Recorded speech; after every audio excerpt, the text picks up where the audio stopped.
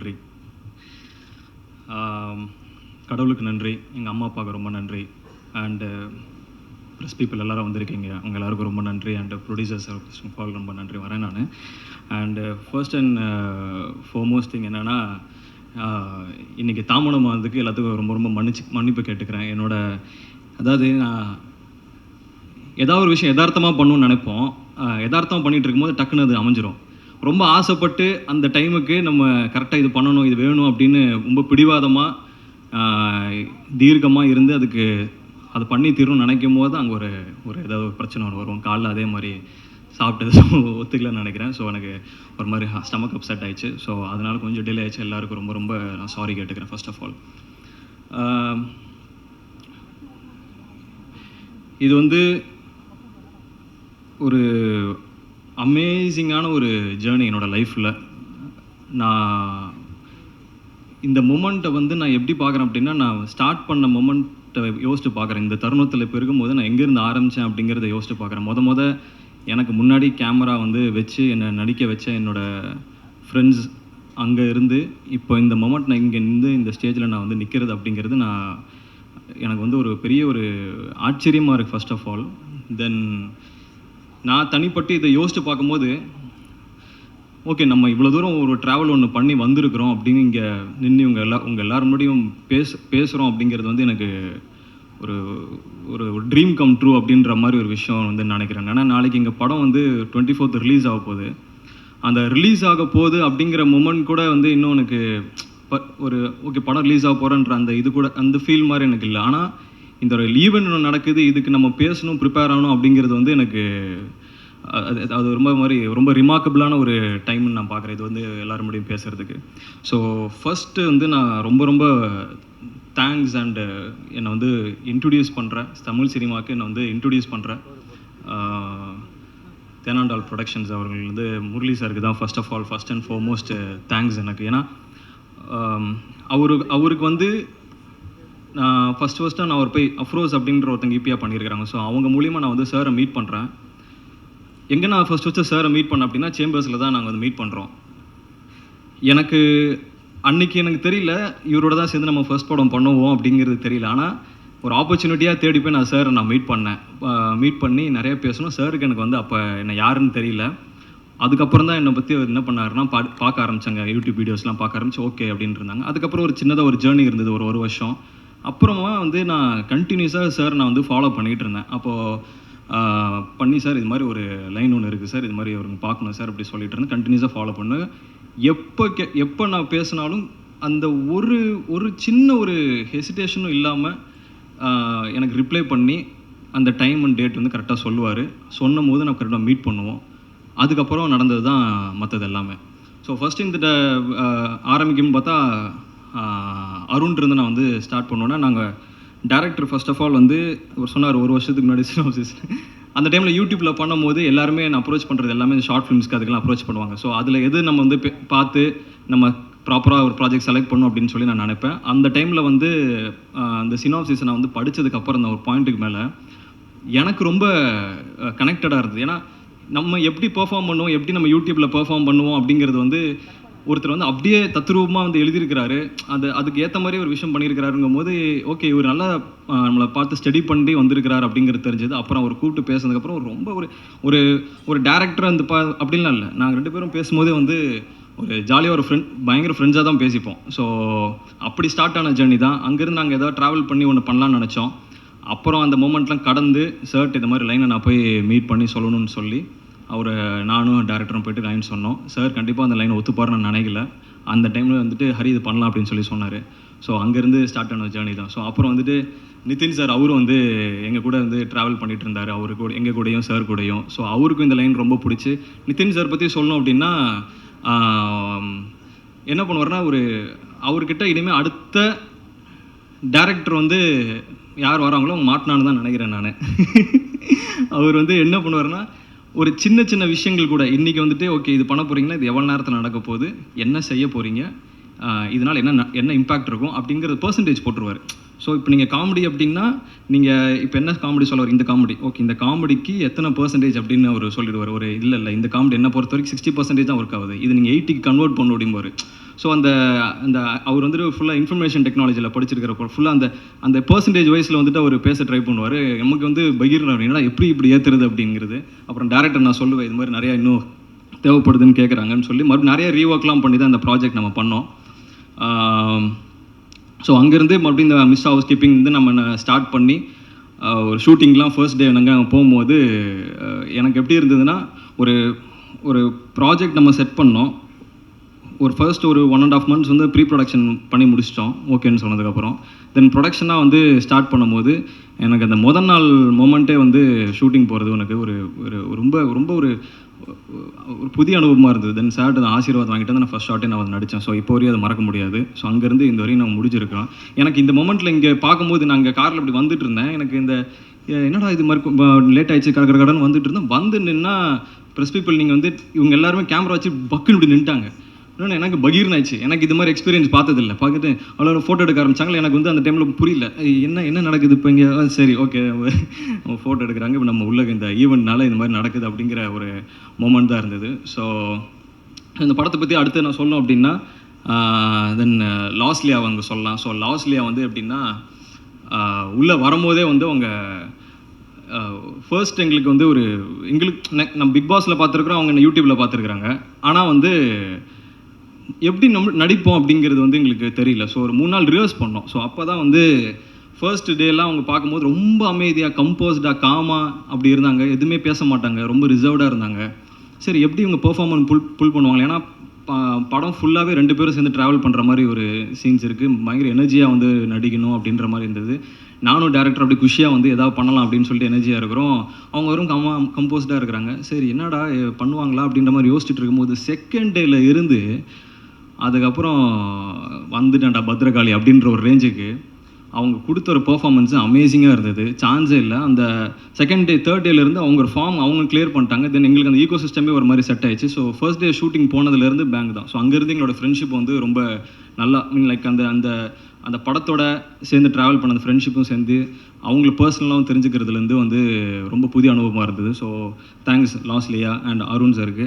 தென் வந்து ஷாரா அண்ணன் வந்து எப்படி பார்த்தோன்னா அவர் வந்து யூடியூப்பில் தான் பெரிய கலக்கிட்டு இருந்தார் ஃபஸ்ட்டு. அதுக்கப்புறம் ஒரு சர்டன் ஸ்டேஜ் வந்து வந்து படத்தை வந்து நிறைய படங்கள்லாம் பண்ணி எல்லாருக்கிட்டேயும் வந்து ஒரு ஒரு நல்ல ஒரு நேம் வந்து வாங்கி இருக்கிறார் பொசிஷனில். ஸோ அண்ணன் வந்து உள்ளுக்கு ஃபர்ஸ்ட் ஆஃப் ஆல் அந்த இதில் நாங்கள் சின்னதாக அவங்க ஆஃபீஸில் ஒரு பூஜை போடும் அண்ணனை பார்க்கும்போது ரொம்ப சந்தோஷமாக இருந்தேன். 12 போய் பேசி அண்ணன் ரொம்ப சந்தோஷம் எனக்கு ப்ராஜெக்ட்லேயும் வந்ததுக்கு அப்படின்னு சொல்லி சொன்னேன்.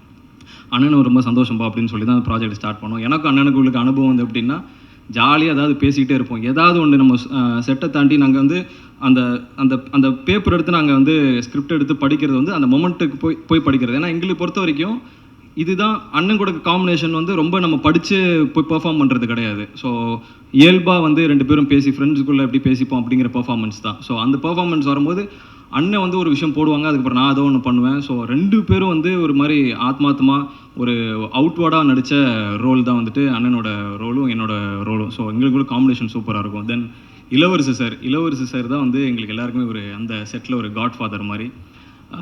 ஸோ ஃபர்ஸ்ட் டே இளவரசி சார் வந்து நான் செட்டில் நான் வந்து பார்க்கும்போது அதுக்கு முன்னாடி நான் ஒரு 10 days ஷூட் பண்ணிட்டோம். இளவரசி சார் ஜாயின் பண்ணும்போது அவர் சார் இது வந்து நாங்கள் இது இளவரசி சார் எப்படி சொல்லணுன்னா அவர் யாருன்னு தெரில பக்கத்து கேரவனில் தான் இருந்தார். பயங்கரமாக திட்டிக்கிட்டே இருந்தார். இப்போ எல்லாத்தையும் சொல்லியிருந்தேன் நான். செம்மையாக திட்டினார். ஃபஸ்ட் டே போதும் ஒரு 7 o'clock ஸ்டார்ட் ஆகுது ஷூட்டு. 7 மணிக்கு காலையில் பயங்கரமாக யாரையும் திட்டிகிட்டே இருந்தார். ஐயோ என்னடா இவர் வந்துட்டு காலையில் இப்படி யாரையும் திட்டிகிட்டு இருக்கிறார், நம்ம இனிமேல் தான் அவரை பார்க்க போகிறோம், எப்படி அந்த அனுபவம் இருக்க போகுதுன்னு தெரியலையே அப்படின்னு சொல்லி வெயிட் பண்ணிட்டு இருந்தேன். ஆனால் ஒன்ஸ் அவர் வந்து எந்த மூடில் அவர் பர்சனல் ப்ராப்ளம் நினைக்கிறேன் அதை முடிச்சுட்டு அந்த கேரவன் விட்டு வெளியில் வந்து செட்டுக்குள்ளே வரும்போது என்டையராக அவர் வந்து எல்லா மைண்ட் செட்டையும் ஒரு இடத்துல வச்சுட்டு க்ளீனாக வந்து அந்த அவரோட அப்ரோச் பண்ண விதம், அந்த ஆக்டர்ஸை டேரக்டர்ஸை சினிமாட்டோகிராஃபர்ஸை அப்ரோச் பண்ண விதம் வந்து அமேசிங்காக இருந்தது. டக்குன்னு வந்து கை கொடுத்துட்டு எல்லாருக்கிட்டையும் ஒரு மாதிரி உடனே ஜெல்லாகிட்டார். என் கூட வந்து ஜெல்லாகும் போது அவர் எப்படி ஜெல்லாருனாருன்னா, தம்பி நீ தான் hero, very good, all the best, நல்லா பண்ணுங்கள், நம்ம எப்பயும் கொஞ்சம் ஒதுங்கியே இருப்போம் அப்படின்னு சொல்லி தான் ஸ்டார்ட் பண்ணார் அந்த ஜேர்னியை. நான் வந்து என்னடா இப்படி சொல்கிறாரு, எதுவுமே நம்மக்கிட்ட வந்து கொஞ்சம் நம்ம ஒதுங்கி இருக்க சொல்கிறாருன்னு நினச்சேன். ஆனால் அது காரணம் வந்துட்டு அவர் பின்னாடி அந்த கேரக்டர் வந்து எப்படி ஹோல்ட் பண்ணுறாரு, இந்த பையனை வந்து நம்ம பாசமாக பார்க்குறோம், எந்த இடத்துல பாசமாக பார்க்கணும், எந்த இடத்துல அதட்டணும் அந்த கேரக்டர் அப்படின்னு அவர் ஒரு ப்ரிப்பரேஷன் ஒன்று செட் பண்ணியிருக்கிறாரு. ஸோ அதுக்கு நம்ம ரொம்பவே அட்டாச் ஆனோன்னா சில இடத்துல கொஞ்சம் டிஸ்டர்பன்ஸ் இருக்குன்னு தெரிஞ்சு அதை ப்ராப்பராக வந்து அதை ஹேண்டில் பண்ணி கொடுத்தாங்க. தென் எங்கள் ஃபேமிலி வந்து சொல்லணும் அப்படின்னா, அங்கே ஹவுஸ் கீப்பிங் ஃபேமிலி வந்து ஒரு மாதிரி மோர் தென் ஒரு அதாவது ரியல் லைஃப்பில் அப்பா அம்மா நாங்களே எப்படி அண்ணன் தங்கச்சியில் இருப்போமோ அதே மாதிரி தான் நாங்கள் செட்டிலையுமே இருப்போம், பேசிப்போம். ஸோ உமா மேம் இருக்கிறாங்க அண்ட் மஹி இருக்கிற 2 பேருமே வந்து ஒரு ஒரு அமேசிங்கான கேரக்டர். ஆக்சுவலாக மேம் வந்து எப்படின்னா ஒரு ஷார்ட்லாம் முடிச்சுட்டு என்ன பண்ணுவாங்கன்னா, இது ஓகேவா, நல்லா பண்ணியிருக்கேண்ணா, சூப்பரா, ஓகே அப்படின்னு சொல்லி ரியாக்ட்லாம் பண்ணுவாங்க. அப்புறம் வந்து நான் வந்து இது இப்படி சொல்லணும்னு நினைக்கிறேன், நீங்கள் அதனால் இப்படி சொல்கிறீங்களான்னு கேட்பாங்க. ஸோ எங்களுக்குள்ளே வந்து ஒரு நல்ல ஒரு பாண்டிங் வந்து இருந்தது. ஸோ அவங்க சார் சரி, மேம், மஹிமா எல்லாருமே பார்க்கும்போது ஒரு அண்ணன் தங்கச்சி ஃபீல் இருக்கும். அண்ணன் தங்கச்சி ஃபீலுங்கும் போது என்னோட பர்சனலாக என் தங்கச்சி, எனக்கு ஒரு தங்கச்சி இருக்கிறாங்க. ஸோ அவங்க கூட எப்படி நான் வந்து கனெக்டடாக பேசணும், அதே மாதிரி தான் கிட்டத்தட்ட அவங்க நடிக்கும் போது அவங்களோட எங்களோட ஃபீல் ஆச்சு. ஸோ அவங்க 2 பேருக்குமே வந்து ரொம்ப ரொம்ப நன்றி. தென் வந்து அடுத்து வந்து தலைவர் இருக்கார் ஓஷோ வந்து இந்த மூவியோட ஒரு பேக் போன். ஸோ அவரை பற்றி சொல்லணும் அப்படின்னா, is one of the most அமேசிங்கான கேரக்டர். அண்ட் ஆல்சோ வந்து நாளைக்கு அவர் எப்படி வேறு மாதிரி கூட போயிடுவார். ஆனால் இந்த மொமெண்ட்டில் நான் அவரை பற்றி நான் பேசுறது ரொம்ப ரொம்ப ரொம்ப எனக்கு ரொம்ப சந்தோஷமாக இருக்குது. இஸ் ஆக்சுவலாக ரொம்ப அமேசிங்கான ஒரு பர்சன். அப்படி தைப்போல் தட்டினார் அப்படின்னா அவர் ஒன்று பண்ணுவார், ஒரு மேஜிக் ஒன்று பண்ணுவார்.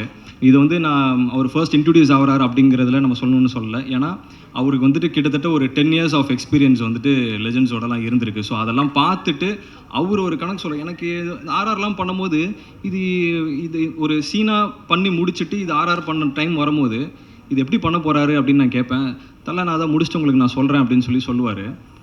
அப்புறம் ஒரு சர்டன் டேஸ் டைம் எடுத்து நீங்கள் வந்து பாருங்கன்பார். பார்த்தா என்னடா இது நம்ம இப்படி ஒன்று பண்ணியிருக்கிறாரு, இதெல்லாம் எப்படி இது ஒரு மாதிரி பயங்கரமாக இருக்குது தலைவா, எல்லாம் ஓகேவா அப்படின்ற மாதிரி இருக்கும்போது, தலைவா இதுதான் தலைவா மூடி, இது கரெக்டாக இருக்கும், இதுதான் செட் ஆகும்னு சொல்லும் போது நான் மிரண்டேன். உண்மையாகவே சான்ஸே இல்லை, அந்தளவுக்கு வந்து ஒரு பேக்ரவுண்ட் ஸ்கோர். தென் 6 songs ஒன்று பண்ணியிருக்காரு. சாங்ஸ் வந்து சான்ஸே இல்லை. ஒரு சாங் வந்து ஒரு ஒரு அந்த அந்த கதைக்கு ஏற்ற மாதிரி ஓகே போயிட்டே இருக்குது, நடுவில் ஒரு சாங் வைப்போன்ற மாதிரி ஃபீல் இருக்காது. அந்த நேராக அந்த மூடுக்கு ஏற்ற மாதிரி ஒரு நல்ல ஒரு சாங் வந்து கதைக்கு ஏற்ற ஒரு ஃபீலுக்கு நீட்டாக ஒரு 6 song பண்ணி கொடுத்துறேன். 6 song வந்து நல்லபடியாக வந்திருக்கு. நல்லாயிருக்கும்னு நினைக்கிறேன், எல்லோரும் கேட்டு சொல்லணும்.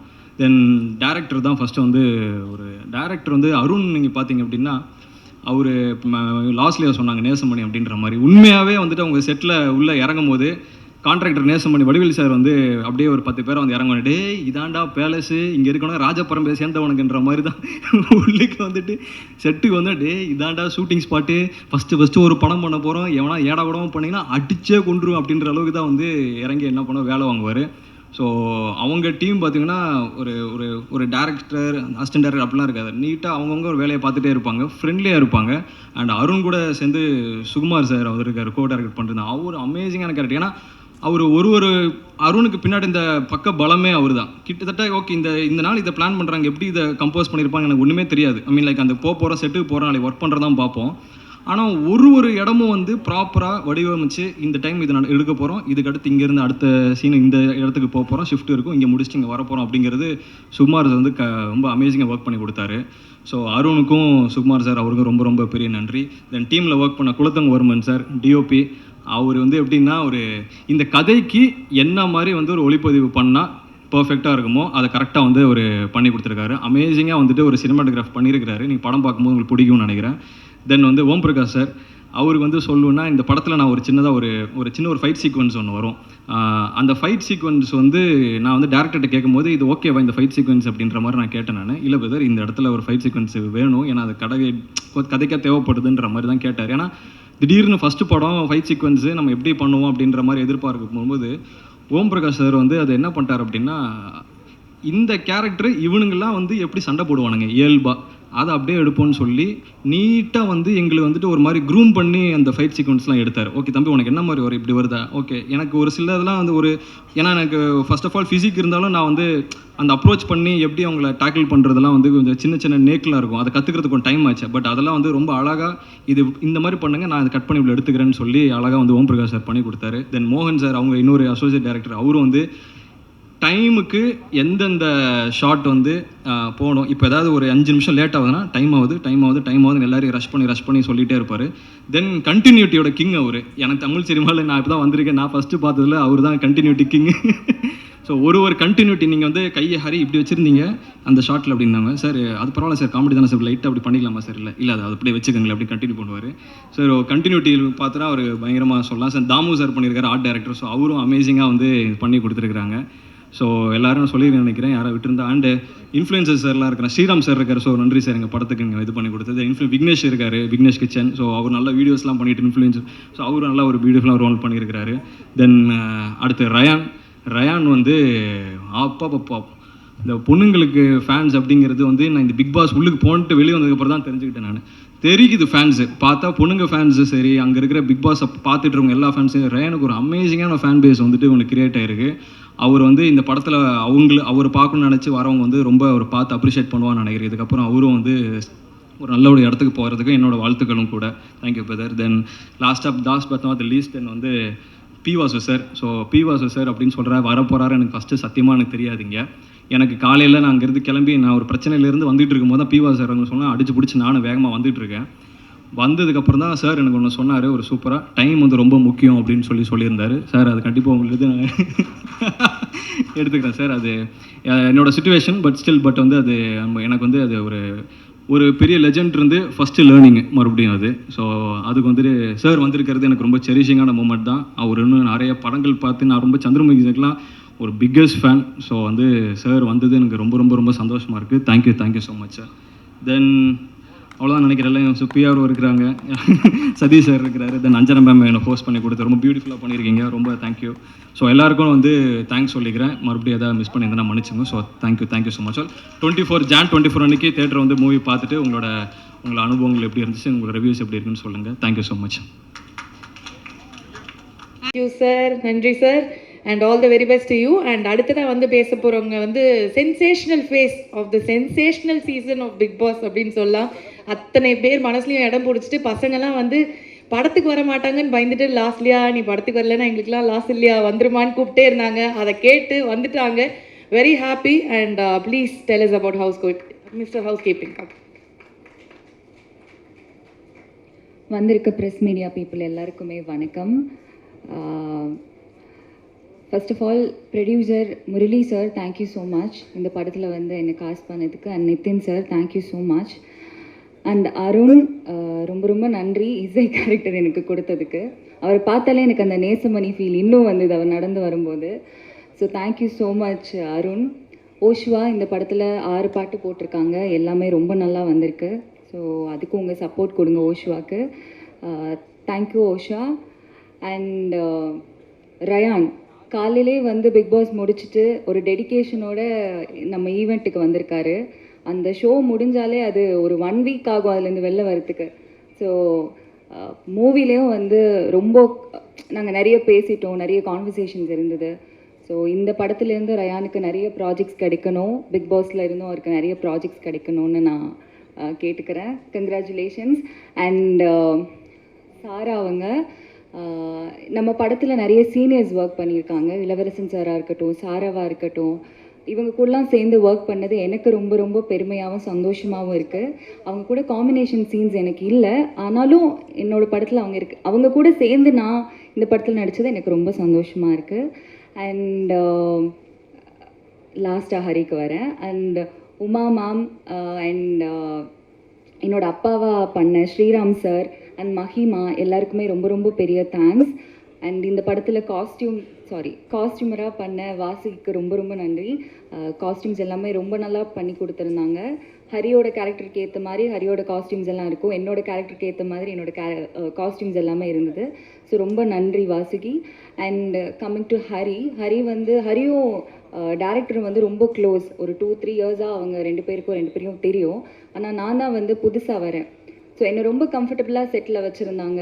எனக்கு ஒவ்வொரு சீன் பண்ணும்போது நாங்கள் நிறைய ரிஹர்சல் பண்ணிவிட்டு சீன் பண்ணியிருந்தோம். ஸோ அந்த கம்ஃபர்ட் ஜோன் கொடுத்ததுக்கு ரொம்ப ரொம்ப நன்றி ஹரி. இந்த படத்தில் ரொம்ப நல்லா பண்ணியிருக்காரு. இந்த படத்துலேருந்து அவருக்கும் நிறைய ப்ராஜெக்ட்ஸ் வரணும் அப்படின்னு சொல்லிட்டு நான் வேண்டிக்கிறேன். And thank you so much press and media. Jan 24th படம் ரிலீஸ் ஆகுது. நீங்கள் வந்ததுக்கு நன்றி. கண்டிப்பாக படத்தை பார்த்துட்டு உங்கள் ஃபீட்பேக் எங்களுக்கு கொடுங்க. Thank you so much.